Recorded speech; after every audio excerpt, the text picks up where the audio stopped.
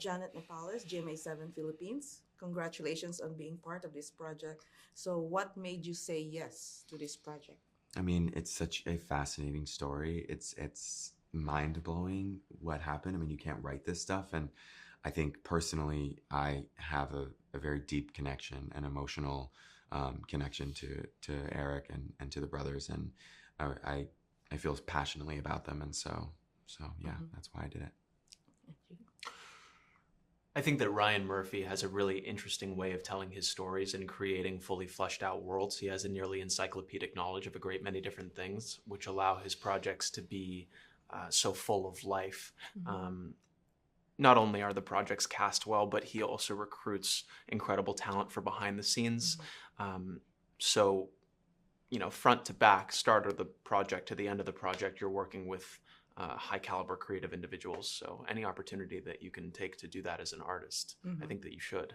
And how did you prepare for your roles? I just watched as much of the court testimony as I could. So always watching it in the car, not watching in the car, but just listening.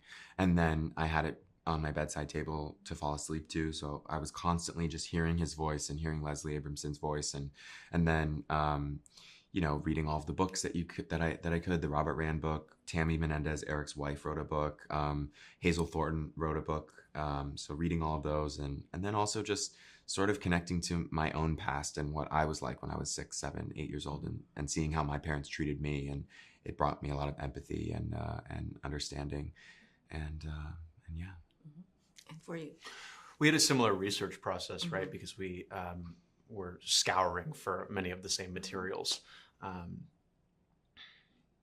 One of the books that had a profound impact on me actually made an appearance in the show. It's called When a Child Kills, which has an entire chapter devoted to when children kill both of their parents. And what was interesting for me to see was that the Menendez brothers weren't necessarily an isolated incident, and that they shared many of the same aspects as other children who claim to have been sexually abused and then murder their parents.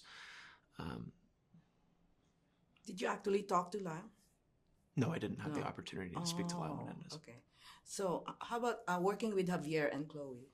They're amazing actors. They're so prepared. They come in and they try something different on every take. They're so surprising, and you don't know what's going to happen. And I think that makes for the best work, because that's real life. Like, we don't know how things are going to go. And yeah, they're absolutely so generous and amazing people, and they were an absolute pleasure and an honor to work with. You can't afford to not be present in scenes with them, because they're so inventive and so imaginative. They're constantly bringing their ideas, and they're very, very thoughtful ideas. They have such big hearts and such generosity of spirit. It's incredible to have the opportunity to work across from an actor like that, and just let your scenes pop.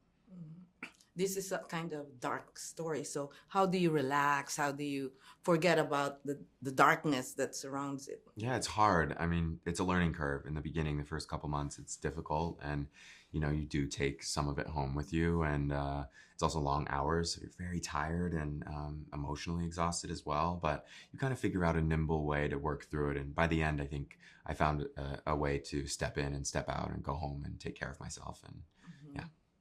And for you? Yeah, I would have found it very difficult to constantly live in Lyle Menendez's shoes for 6 months. So coming in and out is important. And then also you have a great many people around you who are offering their support and their love. Well, congratulations, more power to you. Thank you. And I hope you're ready for all the fame that you're going to get after this. Thank you so much.